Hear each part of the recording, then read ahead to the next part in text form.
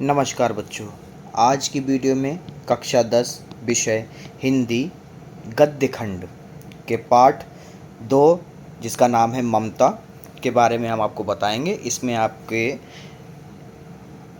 गद्य दिया होगा, एक पैराग्राफ, और उसमें जो है आपके 3 क्वेश्चन करने के लिए आएंगे उस गद्यांश से। तो आपको जो है एक चीज़ ध्यान रखना है कि प्रत्येक क्वेश्चन जो है वो 2 नंबर का होगा। ऐसे आपको 3 करने होंगे, टोटल मिलेंगे आपको 6। ठीक है, तो 6 अंक आपको मिलेंगे।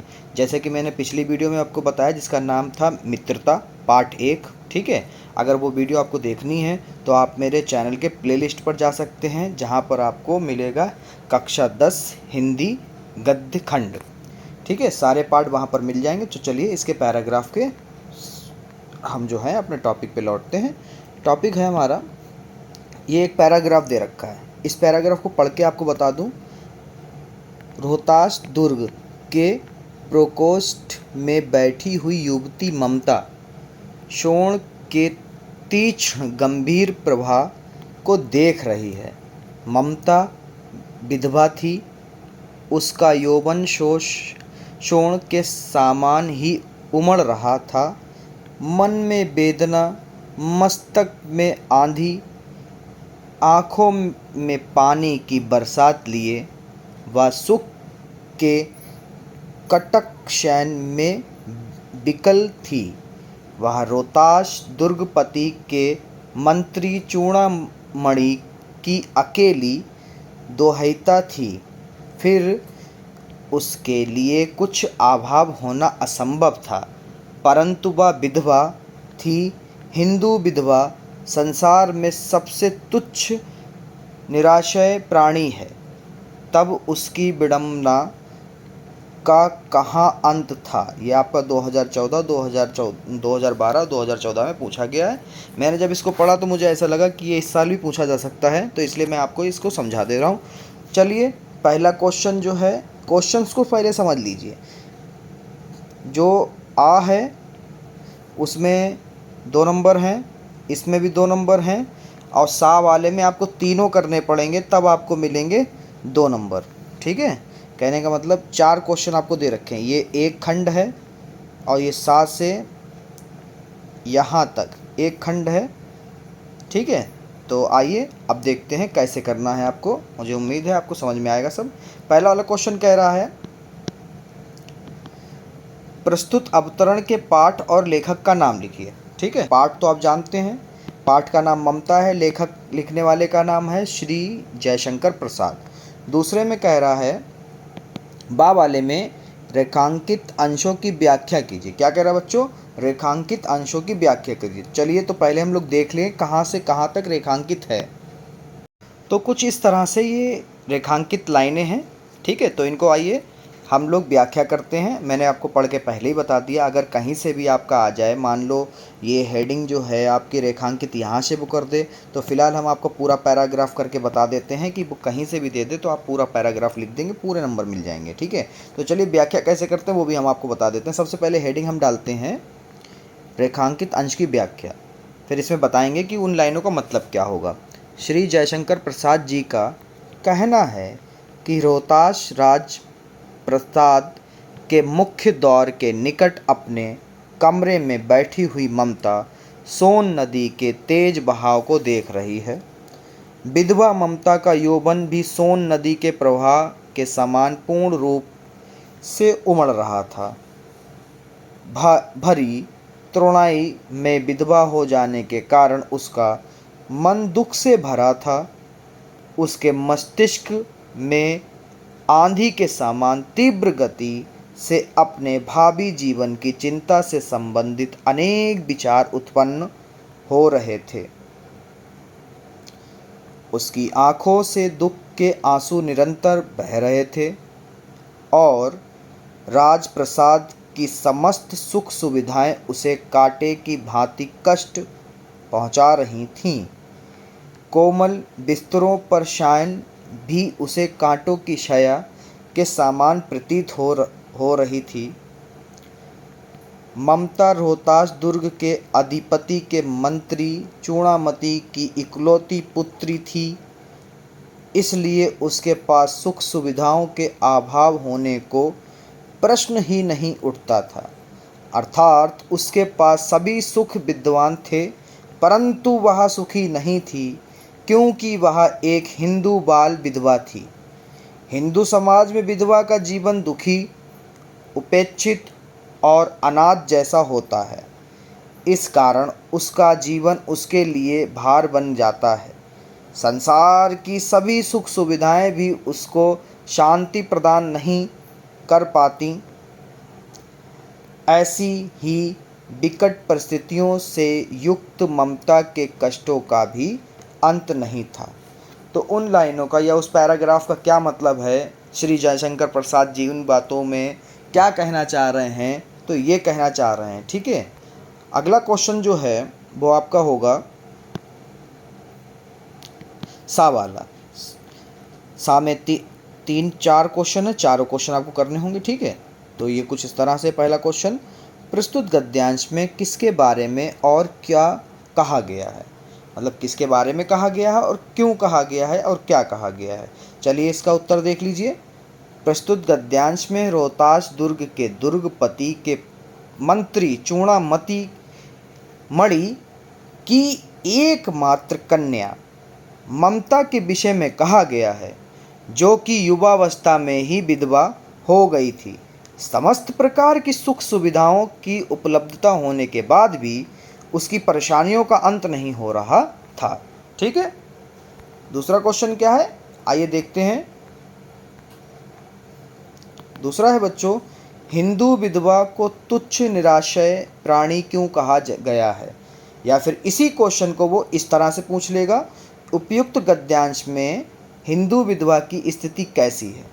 इसको भी देख लेते हैं। फिलहाल हमने पढ़ के आपको बता दिया, आप समझ ही गए होंगे। नहीं समझे तो चलिए इधर अभी देख लेते हैं, इधर समझ जाएंगे।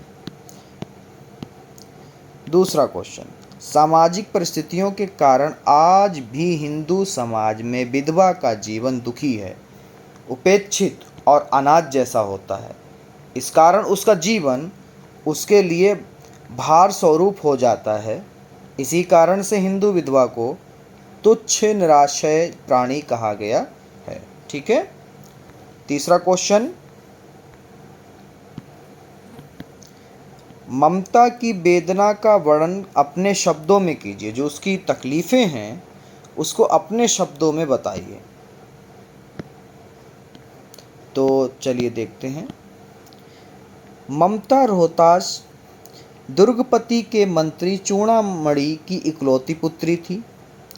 उसके पास सुख के समस्त साधन विद्यमान थे, फिर भी उसके मन में पीड़ा थी। मस्तिष्क में विचारों की आंधी चल रही थी, आँखों में आंसुओं की झड़ी थी और आरामदायक शया भी उसे कांटों की शया के सामान पीड़ा पहुंचा रही थी। ठीक है, ये अपने शब्दों में हमने आंसर दे दिया। और जो चौथा क्वेश्चन है लास्ट इस पैराग्राफ से, वो है ममता कौन थी, वह क्या देख रही थी।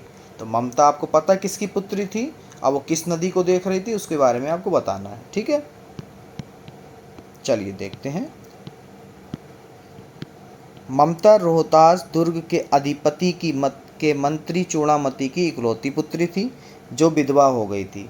राजप्रसाद के मुख्य द्वार के निकट अपने कमरे में बैठी हुई वह सोन नदी के तेज बहाव को देख रही थी। ठीक है, ये तो था पहला पैराग्राफ। ये है आपका इस पाठ का दूसरा पैराग्राफ, और दूसरे पैराग्राफ को हम आपको पढ़ के सुना देते हैं ताकि आप अच्छी तरीके से वहाँ पर इसको कर सकें। पहले तो पेज को पूरा वाइट कर लेते हैं। ठीक है, हो गया।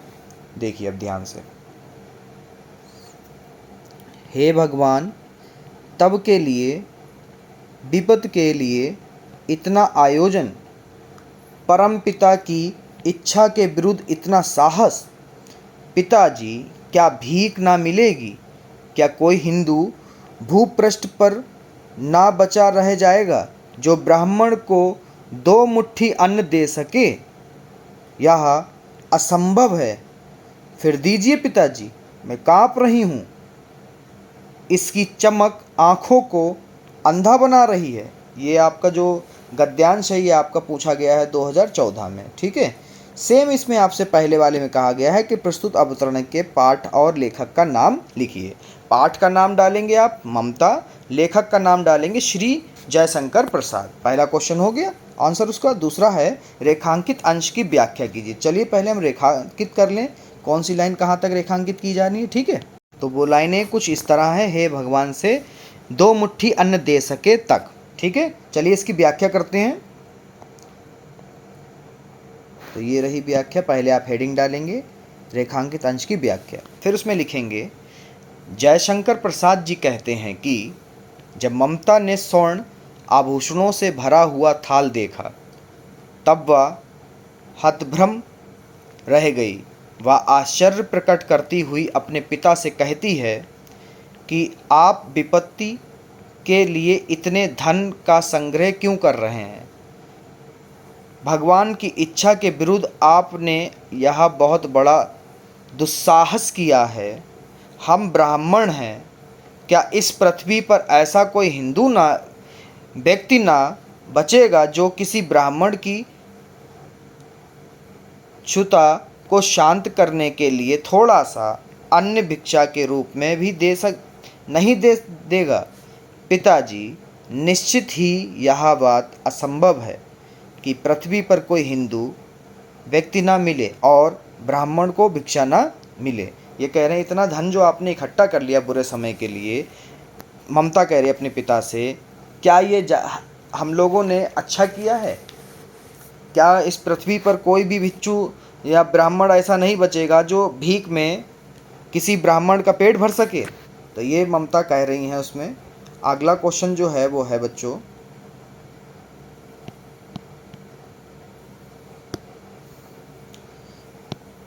सा का पहला, किस वस्तु की चमक ममता की आंखों को अंधा बना रही थी? ऐसी किस वस्तु की चमक थी जो उसकी आंखों को अंधा होने को व्याकुल कर रही थी? पहला क्वेश्चन, थाल में रखे हुए स्वर्ण, स्वर्ण का मतलब सोना, के सिक्के की चमक जो कि ममता के पिता ने शेरशाह से उत्कोच यानी घूस के रूप में स्वीकार किए थे, ममता की आंखों को अंधा बना रही थी। आशय यह है कि विधर्मियों से उत्कोच यानी घूस के रूप में आए स्वर्ण से उत्पन्न संभावित भय के कारण उसकी आंखों के आगे अंधेरा छा रहा था या छा गया था। शेरशाह से घूस ली थी उन्होंने, उसकी वजह से। दूसरा, परमपिता की इच्छा के विरुद्ध इतना साहस, पंक्ति का क्या आशय है, स्पष्ट कीजिए। परमपिता के इच्छा के विरुद्ध, चलिए इसको भी आपको समझाते हैं। परमपिता की इच्छा के विरुद्ध इतना साहस से आशय है कि ईश्वर की इच्छा के विरुद्ध किया जाने वाला दुस्साहस। तात्पर्य यह है कि ईश्वर यदि हमें विपत्ति में डालना ही चाहता है तो हमें उसकी इच्छा के विपरीत प्रयास नहीं करना चाहिए। ये ममता अपने पिता को बताती है। लास्ट क्वेश्चन, इस गद्यांश में ममता की किस मनोवृत्ति को स्पष्ट किया गया? इसमें ये बताया जा रहा है, क्वेश्चन पूछा जा रहा है कि ऐसा क्या हुआ कि ममता की क्या मानसिक स्थिति थी, उसको आप स्पष्ट कीजिए। इस गद्यांश में ममता की निर्लोभता, अनुचित धन के प्रति विमुखता तथा ईश्वर व ब्रह्मत्व यानी ब्राह्मण में विश्वास की मनोवृत्ति को स्पष्ट किया गया है। ठीक है, दूसरा पैराग्राफ खत्म हो गया और ये आ गया तीसरा पैराग्राफ। ठीक है, तो इसको पहले पढ़ लेते हैं। काशी के उत्तर में धर्मचक्र बिहार मौर्य और गुप्त सम्राटों की कीर्ति का खंडहर था। भग्न चूड़ा, दृढ़ गुल्मों से ढके हुए प्राचीर, ईंटों के ढेर में बिखरी हुई भारतीय शिल्प की विभूति ग्रीष्म की चंद्रिका में अपने को शीतल कर रही थी। जहाँ पंचवर्गीय भिक्षु गौतम का उपदेश ग्रहण करने के लिए पहले मिले थे, उसी स्तूप के भग्नावशेष की मालिन छाया में एक झोपड़ी के दीपालोक में एक स्त्री पाठ कर रही थी, वो क्या कह रही थी जरा सुनिए पाठ करते समय। अन्या श्रुत्यो यत्तुः यन्तुः माँ ये जनः पुर्योपास्ते। ठीक है, इसका क्या मतलब है, पहले क्वेश्चन के हम जवाब दे देते हैं। ठीक है, पहला है प्रस्तुत अवतरण के पाठ और लेखक का नाम लिखिए। फिर आपसे मैं बोलूँगा पाठ का नाम ममता, लेखक का नाम जयशंकर प्रसाद। ठीक है, तो दूसरा है रेखांकित अंश की व्याख्या कीजिए। चलिए पहले हम लोग रेखांकित कर लेते हैं, फिर उसकी व्याख्या करते हैं। तो आपको इतने पैराग्राफ की सिर्फ और सिर्फ इतनी लाइनों की व्याख्या करनी है। चलिए हम लोग करते हैं। पहले आप हेडिंग डालेंगे, व रेखांकित अंश की व्याख्या। श्री जयशंकर प्रसाद जी का कहना है कि काशी भारत का पवित्र तीर्थ स्थल है। इसके उत्तर में सारनाथ हैं, जहाँ बौद्ध भिक्षुकों के बौद्ध विहार टूटकर खंडहरों में बदल चुके थे। इन बौद्ध विहारों को मौर्य वंश के राजाओं तथा गुप्त काल के सम्राटों ने बनवाया था। इन बौद्ध विहारों में तत्कालीन वास्तुकला एवं शिल्पकला के बेजोड़ नमूने अब भी स्पष्ट दिखाई दे रहे थे, जो कि मौर्य और गुप्त वंश के सम्राटों की कीर्ति को गान करते प्रतीत हो रहे थे। इन भवनों के शिखर टूट चुके थे। खंडहरों की दीवारों पर घास फूस तथा लताएं उग आई थीं। टूटी फूटी ईंटों के ढेर इधर उधर बिखरे पड़े थे और इन ईंटों में बिखरी पड़ी थी भव्य भारतीय शिल्पकला। ग्रीष्म ऋतु की शीतल चांदनी में यह उत्कृष्ट शिल्पकला अब अपने को भी भीतर से शीतल कर रही थी। ठीक है, ये हो गया हमारा दोनों क्वेश्चन। सा वाले के देखते हैं। कह रहा है स्तूप के अवशेष की छाया में स्त्री क्या पढ़ रही थी, उसका अर्थ लिखिए। ये चीज़ पढ़ रही थी, चलिए इसका अर्थ बताते हैं आपको। सा वाला, स्तूप के अवशेष की छाया में दीपक के प्रकाश में बैठी एक स्त्री पाठ कर रही थी। अनन्या निश्चित यतोः माँ ये जना पुर्यापासते, अर्थात जो भक्त अनन्य भावना से मेरा चिंतन करते हैं, उपासना करते हैं, उपासना मतलब व्रत, उनका योग क्षेम में स्वयं वाहन करती हूँ। ठीक है, ये उसका अर्थ है। दूसरा क्वेश्चन जो है वो क्या कह रहा है, पंचवर्गीय भिक्षु कौन थे, ये गौतम से क्यों और कहाँ मिले थे। चलिए इसका भी आंसर आपको बता देते हैं। पंचवर्गीय भिक्षु गौतम बुद्ध के प्रथम 5 शिष्य थे, जो उनका उपदेश ग्रहण करने के लिए काशी के उत्तर में स्थित सारनाथ नामक स्थान पर गद्यांश में वर्णित खंडहरों में मिले थे, जहाँ पर बताया गया है। ठीक है, तीसरा जो है वो देखिए बच्चों। तीसरा क्वेश्चन, धर्मचक्र कहाँ स्थित था, कि धर्मचक्र कहाँ स्थित है, इस पैराग्राफ में कहाँ बताया गया। धर्मचक्र मौर्य और गुप्त सम्राटों की कीर्ति के अवशेष के रूप में काशी के उत्तर में सारनाथ नामक स्थान पर स्थित था। तीसरा पैराग्राफ सुनिए। मैं ब्राह्मणी हूँ, मुझे तो अपने धर्म अतिथि देव की उपासना का पालन करना चाहिए, परंतु यह नहीं सब विधर्मी दया के पात्र नहीं, परंतु यह दया तो नहीं कर्तव्य करना है। तब मुगल अपनी तलवार टेक कर उठ खड़ा हुआ। ममता ने कहा, क्या आश्चर्य है कि तुम भी छल करो।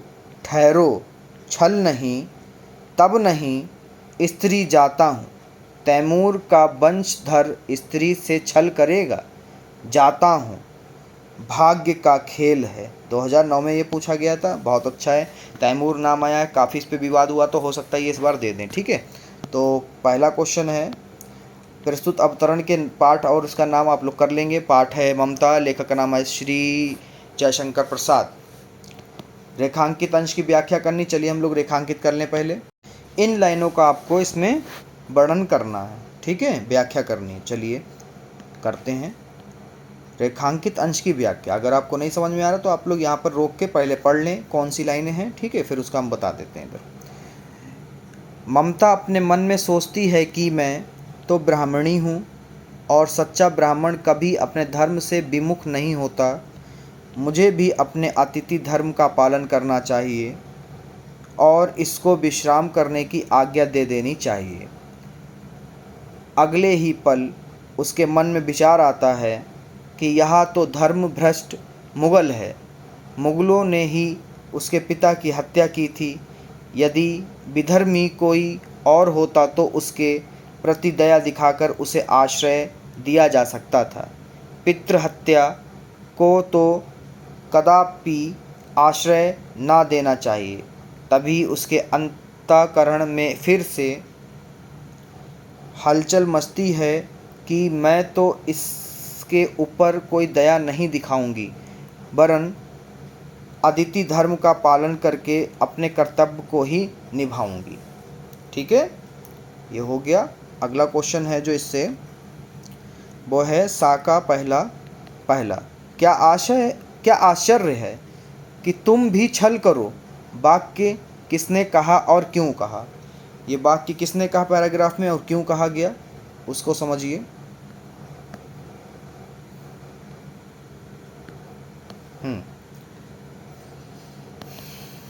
क्या आश्चर्य है कि तुम भी छल करो। वाक्य ममता ने मुगल हुमायूं से कहे, क्योंकि उसके पिता की हत्या भी विधर्मियों अर्थात मुगलों ने ही की थी। वह दोनों ही मुगल वंशियों में कोई भेद नहीं कर सकी थी, इसलिए उसने कहा था क्या आश्चर्य होगा कि तुम भी छल करो उससे।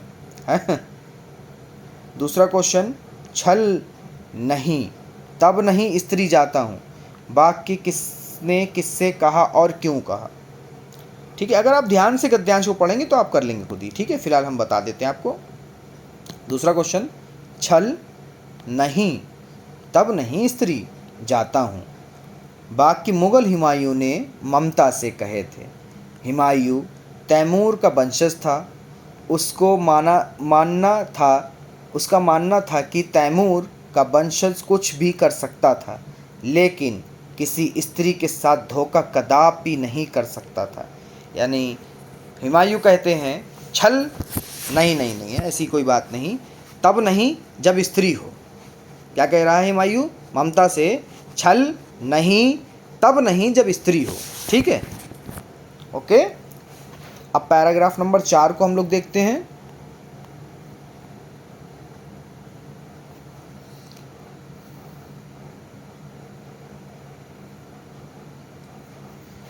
तो ये है हमारा, कलर चेंज कर लेते हैं। हाँ, अश्वारोही पास आया।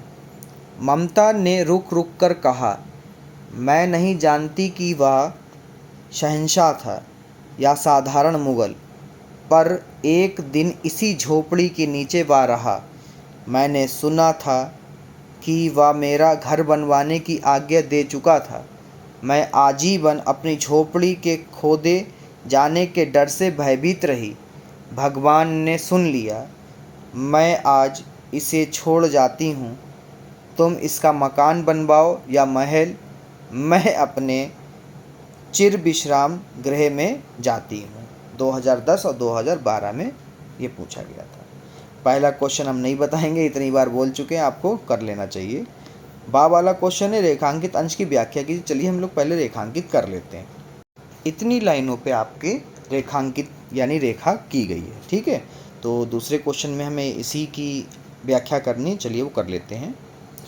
बा वाले में हेडिंग डालेंगे आप रेखांकित अंश की व्याख्या, फिर लिखना प्रारंभ करेंगे।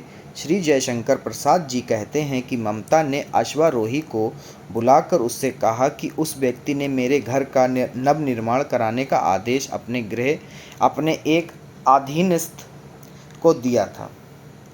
अश्वारोही जानते हो, घुड़सवार को?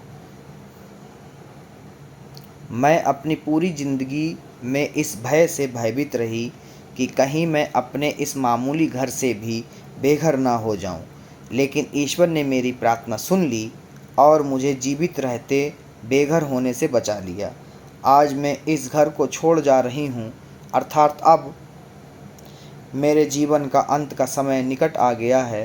अब तुम यहाँ पर मकान बनाओ अथवा महल, मुझे कोई चिंता नहीं, क्योंकि अब मैं अपने उस घर में जा रही हूँ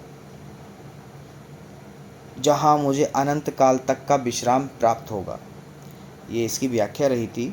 और पहला क्वेश्चन है सा का, शहंशाह शब्द किसके लिए प्रयोग किया गया? अब इतना तो आप भी जानते हैं, फिलहाल हम बता देते हैं। प्रस्तुत गद्यांश में शहंशाह शब्द मुग़ल सल्तनत के बाबर के पुत्र और अकबर के पिता यानी हुमायूं के लिए प्रयोग किया गया था। ठीक है। और अगला है हमारा, चिर विश्राम गृह से क्या आश्रय है? चिर विश्राम गृह से आशय ऐसा गृह से है जहाँ मनुष्य अनंत समय तक विश्राम कर सके, अथवा ऐसा गृह जिसका स्थायित्व अंतहीन समय तक बनी रहे और जिसमें व्यक्ति अंतहीन समय तक विश्राम भी कर सके। तीसरा क्वेश्चन बच्चों, लास्ट इस पैराग्राफ का, वह यानी ममता आजीवन क्यों भयभीत रही? ये तो आप भी लिख लेंगे, फिलहाल हम बता देते हैं। वह ममता अपने जीवन पर्यंत अपनी झोपड़ी के खोदे जाने के भय से भयभीत रही, क्योंकि मुग़ल बादशाह यानी मुग़ल किसके लिए कहा गया? हुमायूं के लिए, ने उसके घर को बनवाने का आदेश दिया था। ठीक है। और यहाँ पर ये लेसन समाप्त होता हुआ मुझे बेहद खुशी है कि आज आपका इस चैनल पे जो है आपके ममता पाठ यानी कक्षा 10 का ममता पाठ भी कंप्लीट हो गया। मुझे उम्मीद है आपने अगर पहली वीडियो नहीं देखी है तो पहले पार्ट की वीडियो आप देखें जाके, जिसका नाम है मित्रता। उसको भी मैंने बहुत अच्छी तरीके समझाया है। बहुत अच्छा लगेगा अगर आप इस वीडियो को लाइक कर दें और चैनल को अभी सब्सक्राइब कर दें, क्योंकि हम ही हैं जो आपको 100% नंबर सभी सब्जेक्टों में दिलाने का ख्वाब रखते हैं। नमस्कार, मिलते हैं बहुत जल्द अगली वीडियो में।